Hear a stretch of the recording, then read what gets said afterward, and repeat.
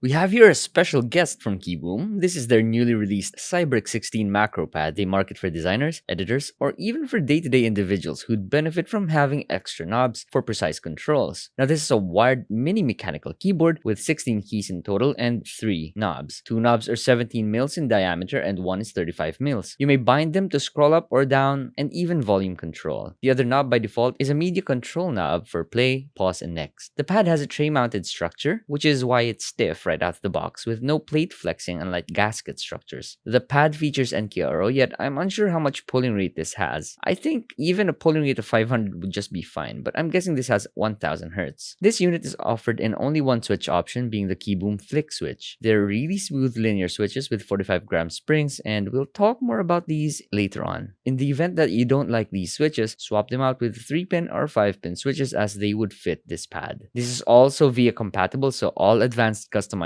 can be done in VIA. This is a pro in a way that you no longer need to download any sketchy software to customize the Macropad. VIA is complete with key binding, macro recording, and LED customization, just in case you're hearing about this for the first time. Inside the box, you get the pad, cable, manual, key puller combo, and 2 extra flick switches. The cable here is thick and braided with a shiny white fiber. The pad is made of full aluminum along with the knobs being made of aluminum as well. Despite of the full aluminum build, this is not very heavy, weighing at only around 350 grams. And speaking of the knobs, they all have knurls in them for better grip. Then in terms of tactility, there's more noticeable tactile feel and sound on the small knobs versus the big one. Listen here.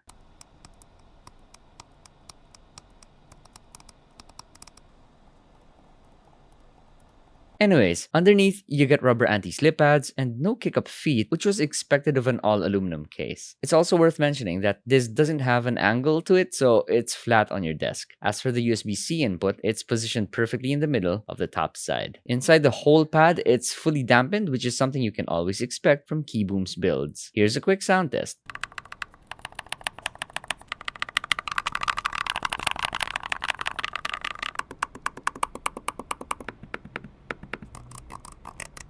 Now this has dye-sub PBT keycaps in cherry profile. Speaking of keycap colorways, all 3 color variants have a gradient theme to them, but more on this later. This has no stabilized keys, so you don't need to worry about dielectric greasing anything here. Anyhow, the flick switches this has 45-gram springs with a 50-gram bottom-out force. Stem material is made of LOI and the whole housing is made of PC. I also do need to mention that this is factory lubricated and is smooth right out of the box. You'd feel no scratches to the stems, so re-lubing the switches is not a necessity as well. And by the way, this is paired with a tray-mounted FR4 plate, so it sounds a tad bit clacky. Now this is offered in 3 colorways, strategically colored to cater to a more masculine, feminine, or even neutral colored builds. The silver one, which we have here, has got the usual texture of anodized aluminum with a slight bit of glitters. There's no branding anywhere around the body, even underneath, so expect a clean, neat appearance. Aside from a light strip indicator here that tells what layer you're on, so be it 0 to 5 for a total of 6 layers. The 5th layer, indicated by the teal color, is used for RGB controls. Onto RGB, you may cycle through the modes by first pressing the knob till the light strip is teal. Then you may press the specific key that cycles through the RGB modes. More RGB controls are available here, so be sure to check and keep the manual of the pad. Anyways, there's that. Of course, links are on the description, so access them and get your own Cybrix16 from KiiBOOM's website. See you guys again next time.